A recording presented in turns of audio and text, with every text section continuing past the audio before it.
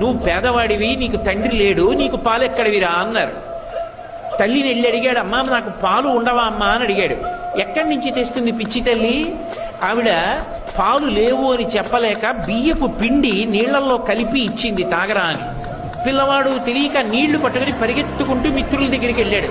సాటి పిల్లల దగ్గరికి వెళ్ళి, ఇదిగో పాలు, ఆవు పాలు మా అమ్మ నాకు కూడా ఇచ్చిందన్నాడు. వాళ్ళు వాసన చూసన్నారు, ఇవి ఆవు పాలు కావు, నీ అమ్మ నిన్ను మోసం చేయడానికి వరిపిండి నీళ్ళు ఇచ్చిందన్నారు. ఏడుస్తూ వెళ్ళి, అమ్మ నాకు ఆవు పాలు లేవా, నాకు నాన్నగారు లేరా అన్నాడు. ఎవడు చెప్పాడురా నీకు నాన్నగారు లేరని? లోకములకంతటికీ తండ్రి శంకరుడు, ఉన్నాడు మీ నాన్న. అయితే ఎలా కనపడతాడన్నాడు. వెళ్ళి తపస్సు చేయి, ఆయన కనపడతాడంది. బాలభక్తి. వెళ్ళి పరమశివుడి గురించి తపస్సు చేశాడు. ఉన్నాడు అని నమ్మి తపస్సు చేశాడు, ప్రత్యక్షమయ్యాడు. నీకేం కావాలన్నాడు.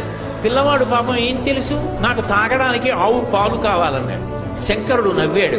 ఆవు పాలు ఇవ్వనా? నేను దర్శనమిస్తే నీకు ఇవ్వవలసింది కాసిన ఆవు పాలా?